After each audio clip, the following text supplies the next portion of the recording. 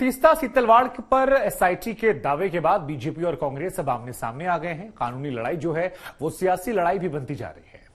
BJP लगातार ये आरोप लगा रही है कि तीस्ता सीतलवाड़ ने जो कुछ किया वो कांग्रेस से कहने पर किया, और वहीं कांग्रेस इन तमाम आरोपों को गलत बता रही है। गुजरात चुनावों से पहले बंटने वाली सियासत का लगातार आरोप लग रहा है और यह कहा जा रहा है कि यह मामले को चुनाव में ध्रुवीकरण के लिए इस्तेमाल किया जा रहा है।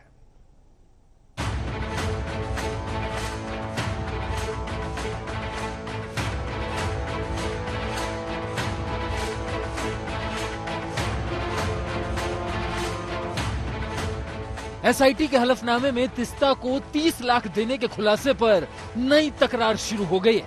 बीजेपी के आरोपों पर अब नई सियासी लड़ाई छिड़ गई है।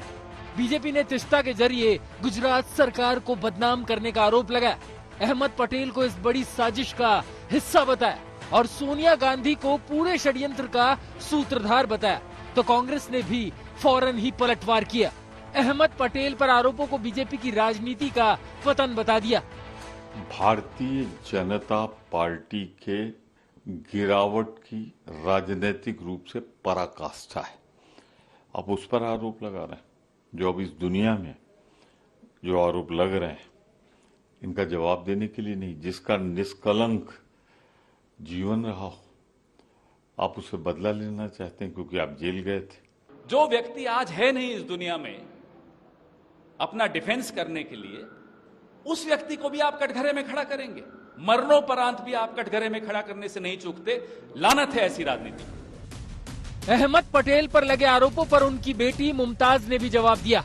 ऐसे आरोपों को बीजेपी के राजनीतिक फायदे से जुड़ा बताया। मेरे पिता के नाम में अब भी वजन है, इसलिए राजनीतिक फायदे के लिए उनके नाम का इस्तेमाल किया जा रहा है। अगर आरोप सही है तो तीस्ता सीतलवाड़ को यूपीए की सरकार में राज्यसभा सांसद क्यों नहीं बनाया गया? आखिर 2020 तक इस सरकार ने इतनी बड़ी साजिश की जांच क्यों नहीं करवाई? उधर बीजेपी का आरोप है कि गुजरात दंगों के बहाने मोदी को निशाना बनाया गया। कांग्रेस नेताओं के आदेश पर पूरा प्लान बनाया गया। देश का नाम खराब करने के लिए एक वाइडर कॉन्स्पिरेसी तैयार की गई थी।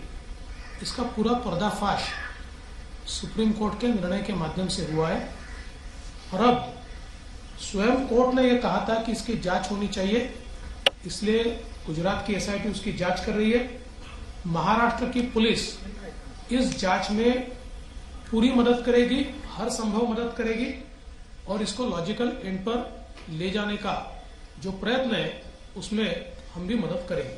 कभी भी बदले के भाव के साथ नहीं, धैर्य के साथ ये पार्टी काम करती है। और आज जो उक्ति हजारों करोड़ों साल से कहा जाता है, भगवान के घर में देर है मगर अंधेर नहीं, ये सारे एफिडेविट, ये सारे जजमेंट आज ये प्रूव करता है। इन आरोपों और वार पलटवार के बीच गुजरात क्राइम ब्रांच तीस्ता सीतलवाड़ की भूमिका की जांच कर रही है, क्योंकि तमाम सबूत उन्हें साजिश का हिस्सा बता रहे हैं।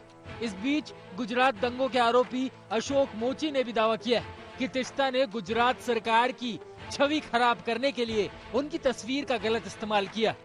तीस्ता के बारे में मैं कुछ जानता नहीं था ज्यादा, लेकिन 2002 के बाद अखबारों में काफी उसका नाम आता था।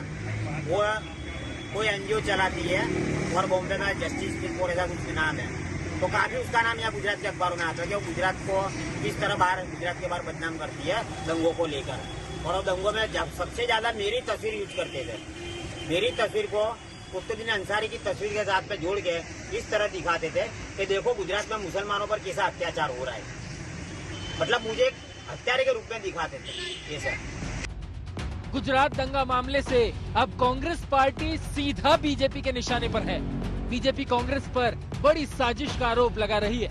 गुजरात चुनाव से पहले कांग्रेस को घेरने का पूरा प्लान बना रही है। आज तक ब्यूरो।